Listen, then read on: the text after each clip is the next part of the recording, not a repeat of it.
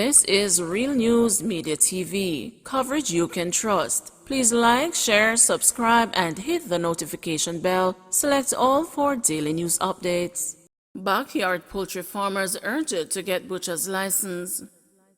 President of the Jamaica Association of Public Health Inspectors, Karen Brown, is encouraging backyard poultry farmers to obtain a butcher's license.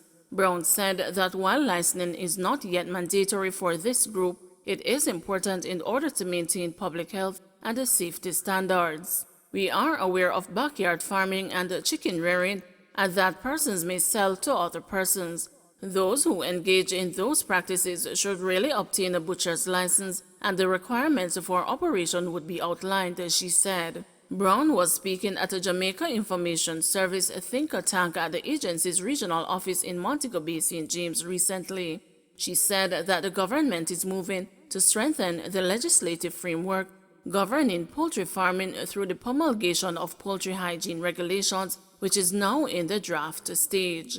When that is implemented, the licensing of backyard poultry farmers will definitely become mandatory and will require persons to practice certain basic measures in order to continue to provide poultry for sale for human consumption, she said. The association president noted that, in the meantime, public health inspectors will continue to remain vigilant and have been canvassing communities to assist the backyard poultry farmers to adhere to food safety standards through public education. What is happening now is that the public health inspectors are checking the communities to assist the persons to come up with compliance, she said. I know of surveys done particularly in St. Mary, which has the largest number of backyard poultry farmers who are licensed, and that was done through the collaboration with the Rural Agricultural Development Authority. We had meetings with these community members and they applied for their license. They were given basic guidelines and they are operating in compliance with the requirements, Brown said. She informed that persons can apply for a butcher's license at their local municipal corporation. The think tank was held to highlight the association's 75th Annual Educational Conference from October 24 to 30. The event, which is part of the Public Health Inspector Week, is being held under the theme Strengthening Environmental Health, Lessons Learned from the Pandemic. Curfew imposed in section of Granville, St. James. A 48-hour curfew has been imposed in sections of Granville in St. James. The curfew began at 6 p.m. on Wednesday, October 27, and will remain in effect until 6 p.m. on Friday, October 29.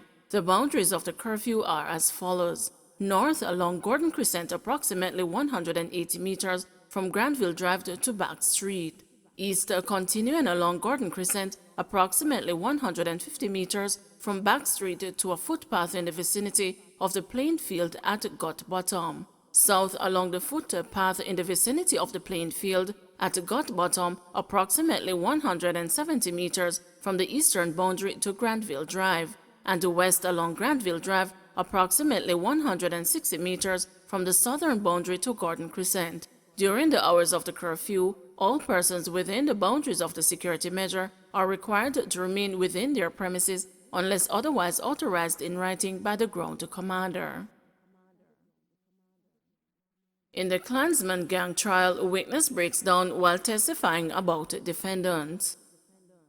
The second prosecution witness in the Klansmen Wandon gang trial this morning broke down in tears while speaking about a member of the Wandon gang who he described as his best friend. The former member of the gang was very emotional and was seen wiping his eyes repeatedly as he testified about his childhood friend. Before breaking down in tears, the witness, who is testifying via video link in the home circuit court, bowed his head after disclosing that the defendant is his best friend. Both of us went to the same primary school and we went to the same high school and we were in the same class for most of the time, he said. I used to go wait on him to go to school and his mother would always cuss and say, "Him never early yet," he recalled. While the witness struggled to retain his composure, some of the alleged gang members who are on trial laughed at him. "Big man like a that bout him a cry?"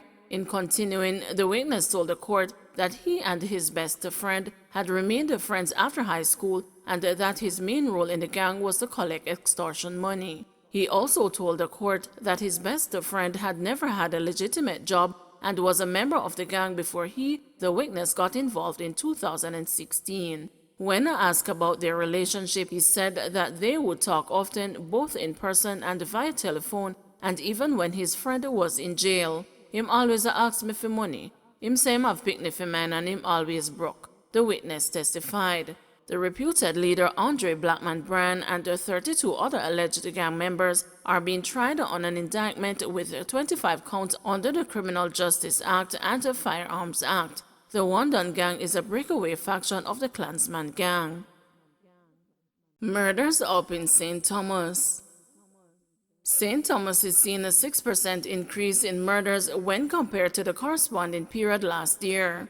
According to reports from the police, as of Wednesday, October 27, the parish recorded 28 homicides since the start of 2021. For the corresponding period last year, 23 cases of murder were recorded. Head of the St. Thomas Police, Superintendent Alison Byfield, said that the increase is due to a flare-up of violence in 2 areas of the parish. She noted that the troubled areas are Bull Bay and the Seafort, which have each recorded 6 murders. The parish recorded its latest murder on Tuesday when a man was shot and killed in 11 miles in Bull Bay. He is 56-year-old Fitzroy Burke, otherwise called Pedro. It was reported that Burke was at a shop in the community when armed men approached him and opened gunfire, killing him on the spot. Byfield said the police are maintaining a presence in troubled areas. She, however, noted that police in Bull Bay has been a challenge due to the bushy terrain. 2 arrested in relation to robberies and rape in St. Elizabeth. 2 men have been taken into custody in relation to a spate of break-ins and cases of rape in Lacovia, St. Elizabeth. The suspects were held on Tuesday during an operation in Horton, St. Elizabeth. Deputy Superintendent Rowan Elliott, Operations Officer for the St. Elizabeth Police Division, said the men will be questioned before the end of the week. In recent weeks, there have been several break-ins at shops in Lacovia. 2 female bartenders were raped and their cellular phones stolen during one of the incidents. Some of the stolen items were found at a house in Horton in the parish. Former NSWMA manager's fraud conviction quashed. Former Special Projects Manager at the National Solid Waste Management Authority, Mark Rodney, who was convicted for defrauding the entity, was freed of the charges on Thursday. The appeal court quashed the conviction and the sentence handed down in 2017 in the St. Andrew Parish Court.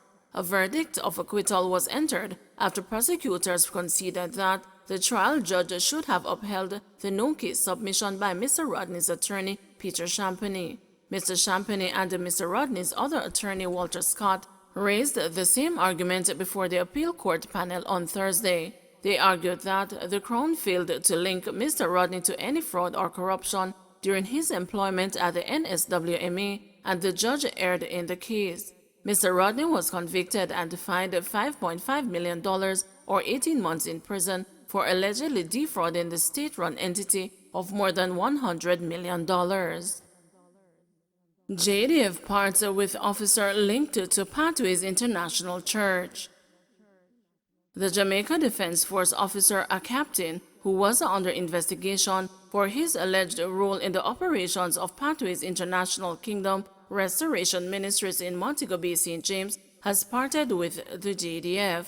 The Defense Board has given approval for Captain Omain Morgan to retire. Sources told the news that Captain Morgan had been placed in military confinement after his photograph was allegedly found inside the church.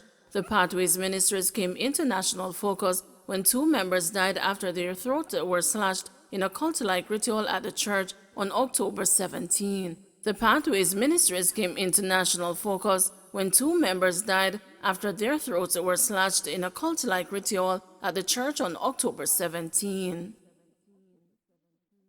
More rain this weekend. The Meteorological Service says there will be an increase in rainfall across Jamaica this weekend. A cold front over the Gulf of Mexico is expected to become stationary in the Western Caribbean and induce a trough over Jamaica. Satellite imagery indicates a large area of cloudiness with showers and thunderstorms. As the colder front enters the Western Caribbean, weather conditions will become unstable across the island. The Meteorological Service says the projections are for an increase in rainfall starting on Saturday through to Sunday. Mentally ill man found dead at a Mandeville bus stop. Police are probing the death of a mentally ill man who was found Friday morning lying in a pool of blood under a bus shed on Manchester Road in Mandeville. Police are probing the death of a mentally ill man who was found Friday morning lying in a pool of blood under a bus shed on Manchester Road in Mandeville. The deceased has been identified as Brenton Kogel of Beltaline, a community southwest of Mandeville. Preliminary reports are that a passerby stumbled on Kogel's body early in the morning and called the police. The body had what appeared to be a wound to the head. When the news visited the scene at the intersection of Midday Road and Manchester Road, Kogel's brother Billy was distraught. "I got a call saying my brother died down at the bus shed and the police was asking for family to come and identify him," said Billy Kogel. "Right now me feel weak because of my brother and if you know say him die and I don't know if him do people a road nothing. Me know him as a man when I come home. He's a sick man. Him prefer upon the Mandeville side," he added. Billy said he has removed his brother from the streets many times, but he always returns to sleeping on the road. "More time I see him, me take him off of the Mandeville town, and him run me same way. Him come way because him head sick," said Billy. Don't forget to like, share, subscribe, and hit the notification bell. Select all for daily news updates.